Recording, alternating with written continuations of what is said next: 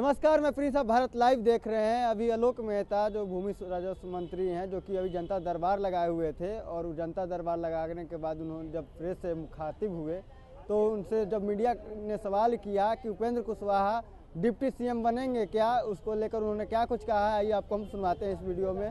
ठीक से आराम से। सर काफी संख्या में जो भूमिहीन परिवार के लोग आए थे, जिनको काफी वर्षों पहले जो पर्चा दिया था, लेकिन जमीन नहीं मिली। क्या हुआ है सर, दिया गया था, अपना डाउन कर रहे थे, जमीन को मिला नहीं। आप डाउन कीजिएगा। ये बहुत जगह जो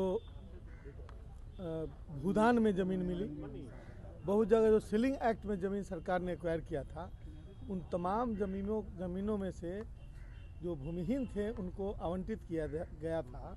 माननीय लालू प्रसाद जी के मुख्यमंत्रित्व काल में, राबड़ी जी के मुख्यमंत्रित्व काल में किया गया था। और उसमें से कई जो रैयत लोग थे, जिन लोगों की ज़मीन सीलिंग में गई थी, उन लोगों ने कोर्ट से जाकर अपने पक्ष में डिक्री ले लिया।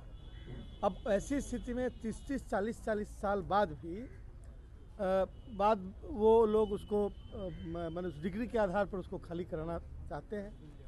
तो चूँकि कोर्ट का आदेश है, कुछ केसेस में तो खाली करा सकते हैं, लेकिन जहाँ कोर्ट केसेस चल रहे हैं वहाँ पर कोर्ट का निर्देश है कि उसमें उस ज़मीन में किसी भी तरह की तब्दीली, जैसे घर बनाना, पोखर खुनाना नहीं होना चाहिए था रैयतों के द्वारा, या बेच खरीद नहीं कर सकते हैं। लेकिन ऐसी कार्रवाइयों की सूचना जनता के दरबार में पहुँचने पर हमें मिली। हमने वहाँ के जिला पदाधिकारी को, ख़ास तौर से जो पश्चिमी चंपारण के जिला पदाधिकारी, हमने उनसे कहा है कि वो इन कार्रवाइयों पर रोक लगावें और रैयतों को मतलब जो कोर्ट के आदेश है उसका पालन करते हुए स्टेटस को बनाने की, पश्चिमी चंपारण के जिला पदाधिकारी, हमने उनसे कहा है कि वो इन कार्रवाइयों पर रोक लगावें और रैयतों को मतलब जो कोर्ट के आदेश है उसका पालन करते हुए स्टेटस को बनाने की का निर्देश और उसे सख्ती से लागू करने की हमने हिदायत दी है। और जो भी रैयत, मैं कह रहा हूं कि कोर्ट के आदेश के बाद जो भी वास रहित भूमिहीन होंगे, सरकार प्रतिबद्ध है कि उनको रहने के लिए 3 से 5 डिसमिल जमीन उनको दिया जाएगा। आने वाले वर्षों में कोई भी वास रहित भूमिहीन नहीं रहेगा। अब जल जीवन हरियाली की वजह, हरियाली जो मिशन है या फिर एनजीटी का जो एक कमिटमेंट है, उसके हिसाब से जहाँ भी जल स्रोतों के या जल जमाव के या नेचुरल वाटर जो लॉगिंग है, उस क्षेत्र को बचाने के लिए उस पर बसे हुए लोगों को पुनर्वासित पहले कराया जाएगा, उसके बाद उनको खाली कराया जाएगा। ऐसे डायरेक्शन सरकार ने दिए हैं। तो मैं समझता हूँ कि राजस्व विभाग, राजस्व एवं भूमि सुधार विभाग, विभिन्न केसेस बहुत आते थे। अब उनके केसेस मुख्यमंत्री माने जनता दरबार में मुख्यमंत्री कार्यक्रम में भी कम आने लगे। पहले 70% केसेज आते थे।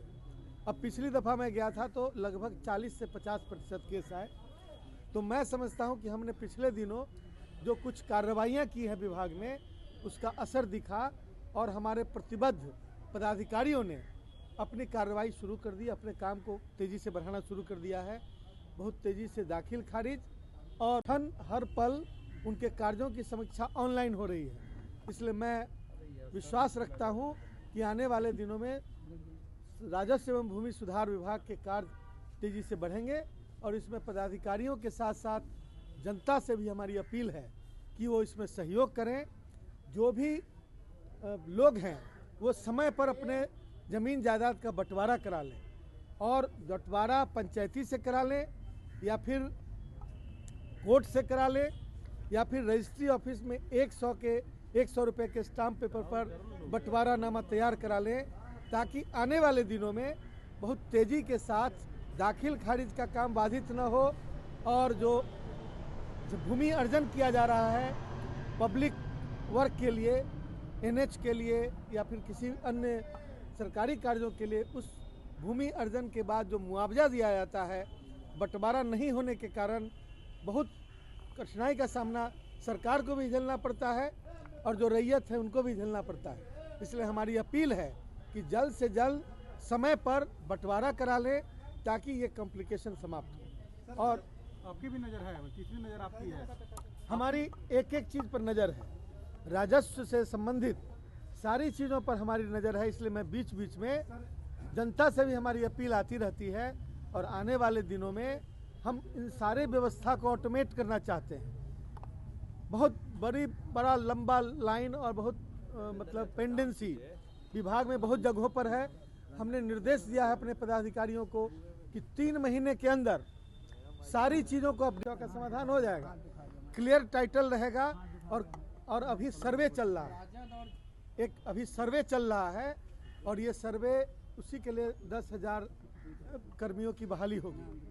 तो ये पूरे बिहार में सर्वे जब चलेगा तो जिसकी भी विवादित भूमि है उन सब लोगों को मौका मिलेगा अपनी बातों को रखने का, और अंतिम परिसीमन हर व्यक्ति के रैयत को अपने ज़मीन का हक परिसीमन के साथ दिया जाएगा। लेकिन इस कार्य में उन लोगों की भी मदद की ज़रूरत है।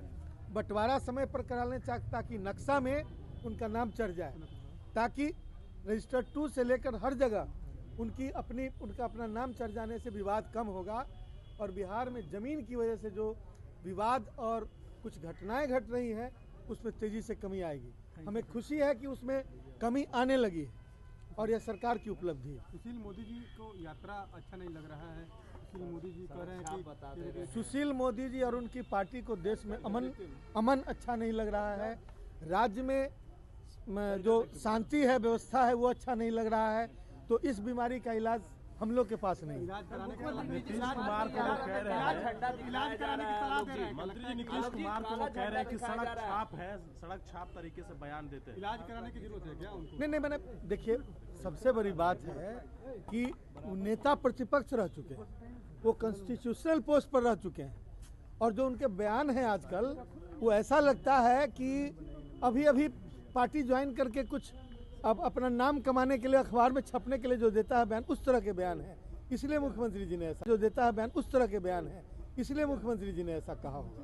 उपेंद्र जी धन्यवाद। सीएम बनना चाहते हैं, पर इच्छा है, अगर पार्टी चाहेगी या नेता चाहेंगे। उपेंद्र कुशवाहा डिप्टी सीएम बनना चाहते हैं, इच्छा है उनको। आपको किसने कहा? खुद उन्होंने कहा।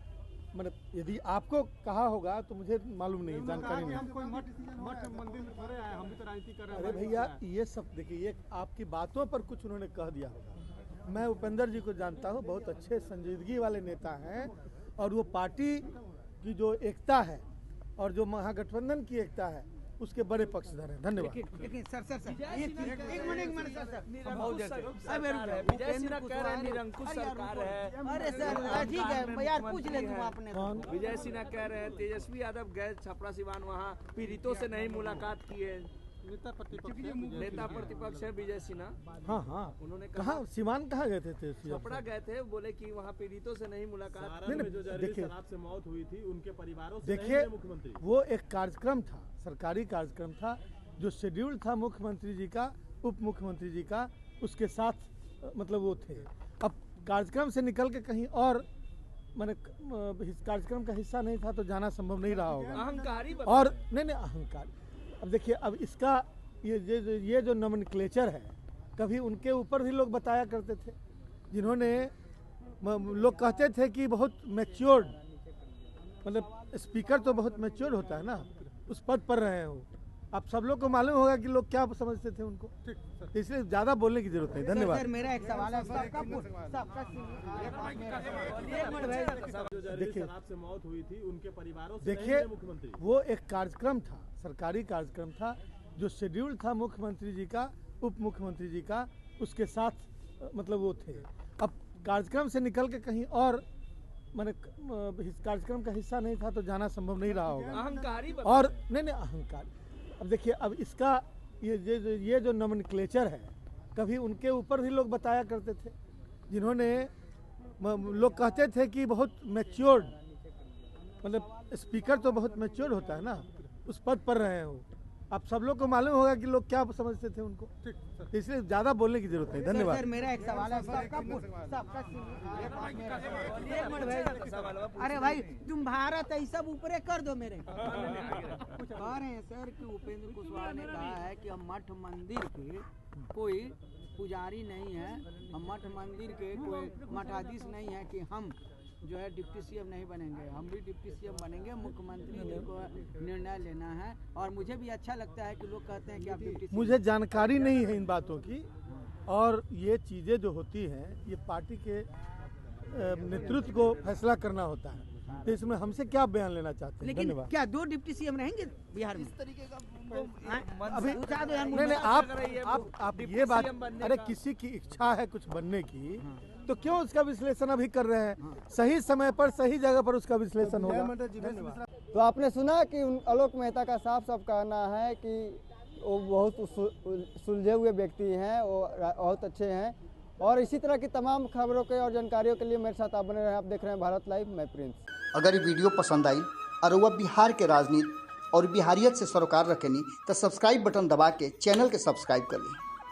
ओजे एगो घंटी बा, ओकरा बटन दबा देला से कुल सटीक और मारक खबर रुआ मुफ्त में मिल जाई। अगर रुआ पत्रकारिता के हमनी के नया प्रयोग में सहयोग कर चाहतानी तो ज्वाइन बटन दबा दी। पेटीएम नंबर नोट कर ली 9386816700। धन्यवाद।